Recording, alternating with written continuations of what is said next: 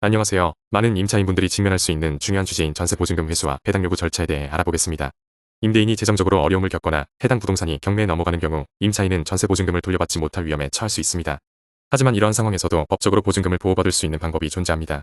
이번 글에서는 경매 절차에서 보증금을 안전하게 회수할 수 있는 핵심 요소와 실질적인 절차를 살펴보겠습니다. 경매는 채권자가 채무자의 재산을 매각하여 채권을 회수하는 절차입니다. 이 과정에서 임차인은 자신의 보증금을 돌려받기 위해 배당 요구를 해야 합니다. 배당 요구란 경매를 통해 발생한 매각 대금에서 임차인이 자신의 권리를 주장하여 우선적으로 변제를 받기 위한 법적 절차입니다. 하지만 배당 요구를 하더라도 모든 임차인이 보증금을 돌려받을 수 있는 것은 아닙니다. 이는 임차인의 대항력과 우선 변제권 여부에 따라 달라집니다. 따라서 이러한 권리를 사전에 확보하고 경매 절차를 철저히 이해하는 것이 매우 중요합니다. 대항력은 임대차 계약을 체결한 후 전입신고를 완료하여 얻을 수 있는 권리입니다. 이는 임차인이 해당 부동산에 거주하고 있다는 법적 증거가 될 뿐 아니라 제3자의 새로운 소유자에게도 자신의 임차권을 주장할 수 있게 합니다. 주민센터에서 전입신고를 완료하면 대항력이 발생합니다. 대항력은 임대차 계약일 다음 날부터 전입신고를 마친 경우 유효합니다. 우선 변제권은 확정일자를 통해 확보할 수 있습니다. 확정일자는 임대차 계약서에 공증된 날짜로 부동산 경매 시 보증금을 우선적으로 변제받을 수 있는 순위를 결정합니다.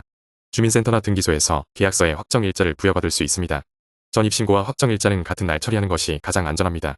이 두 가지 요건이 충족되면 임차인은 경매 절차에서 보증금을 보호받을 수 있는 강력한 법적 지위를 확보하게 됩니다. 경매 절차가 시작되면 임차인은 배당 요구서를 제출해야 합니다. 이를 놓치면 우선 변제권이 있더라도 보증금을 돌려받지 못할 가능성이 높습니다. 경매가 진행 중인지 확인하려면 법원 공고문이나 등기 부등본을 확인해야 합니다.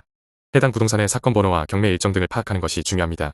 전입신고 확인서, 임대차 계약서, 확정일자 증명서, 배당 요구서에는 사건 번호, 배당받을 금액, 본인의 권리 내용을 정확히 기재해야 합니다. 작성한 배당 요구서를 경매 담당 법원에 제출합니다. 법원이 작성한 배당표를 통해 자신의 배당 순위를 확인합니다. 만약 배당 순위나 금액에 이의가 있다면 법원에 이의 신청을 할 수 있습니다. 경매 절차에서 임차인이 보증금을 돌려받는 것은 선순위 채권자의 채권액과 매각 대금에 따라 달라질 수 있습니다. 만약 매각 대금이 낮거나 선순위 채권자가 많다면 임차인은 보증금을 회수하지 못할 위험이 있습니다. 경매 신청 채권자의 정보 및 해당 부동산의 권리관계를 철저히 분석해야 합니다. 예상 배당금을 계산하여 회수 가능성을 미리 파악합니다. 배당금을 충분히 받을 수 없는 경우 아래와 같은 추가적인 조치를 고려할 수 있습니다.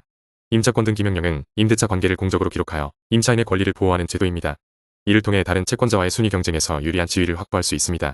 임대인을 상대로 손해배상 청구 소송을 제기할 수 있습니다. 이는 보증금을 돌려받지 못한 경우 최후의 수단으로 활용됩니다. 경매 물건이 지나치게 낮은 가격으로 매각된 경우 매각 허가 결정에 대해 이의를 제기할 수 있습니다. 전세 보증금을 회수하는 과정은 복잡하고 많은 법적 절차를 요구합니다.